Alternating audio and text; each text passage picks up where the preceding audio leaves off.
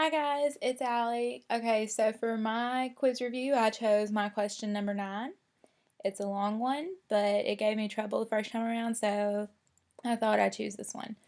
Okay, so as punishment for losing the state tournament, Carolyn makes her cross-country team fill potholes in the asphalt of the school's parking lot using teaspoons. She knows it takes days for the asphalt to dry, so she tells the team members to put orange cones around the potholes when they finish. The next day, Carolyn runs into her friend Zach in the school parking lot.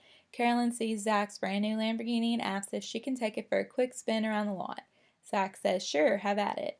Carolyn climbs into the driver's seat and Zach takes the passenger seat. As they zip around the parking lot, Carolyn approaches one of the large potholes her runners has filled with asphalt the day before. The runners are gone, but for whatever reason, there is no orange cone. Zach notices the approaching defect in the pavement and comments, "Dang it, they have always been bad about maintaining the lot around here."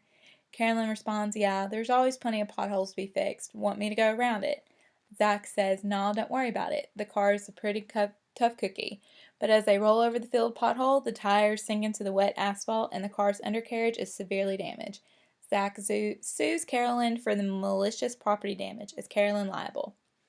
Okay, so my first attempt, I got this wrong, and I put no because Zach gave consent because I looked to this page of the book. It's page 54 in chapter 4.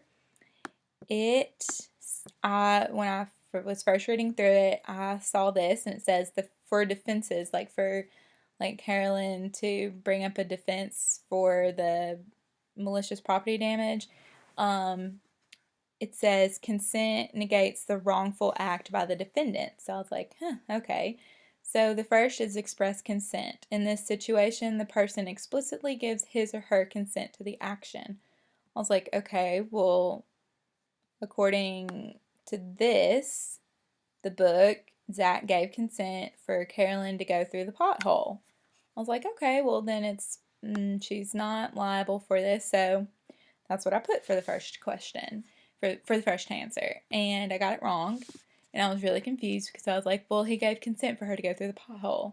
So I emailed Miss Johnson because I was really confused, and she responded that could he give consent if he knew all the facts of the situation?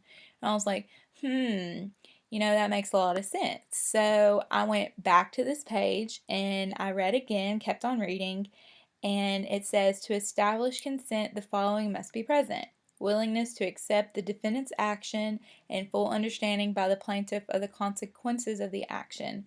And then it goes on to say, if either the proceeding is lacking, then a defense of consent cannot be asserted by the defendant. Consent cannot be asserted if any of the following conditions is present: the plaintiff lacked the capacity to consent. So basically meaning the capacity consent, he had to have full knowledge of the situation. He had to know all the facts. Zach needed to know that the potholes had just been filled, which Carolyn neglected to tell him, and all he knew, basically all he knew, was that it was just a pothole. He didn't know that the had just been filled with asphalt, and if had he known, he probably would have told her to avoid it. So, knowing that, I went back to the answers and read through them again. It is not no because Zach should have sued the runners, not Carolyn, because Carolyn was driving the car, not the runners. It is not no because Zach gave consent. He couldn't give consent because he didn't know everything about the situation. It is not yes because Carolyn was negligent. Yes, she was negligent, but that's not a complete answer. And came across this one. Yes, because Carolyn had facts that Zach didn't have, which is true. She had facts about the situation that he didn't know, and had he known, he would have not given consent. So this is the right answer because according to this, consent cannot be asserted if any of the following conditions is present: the plaintiff lacked the capacity to consent. Zach didn't have the capacity to consent. Therefore, she is liable for malicious property damage.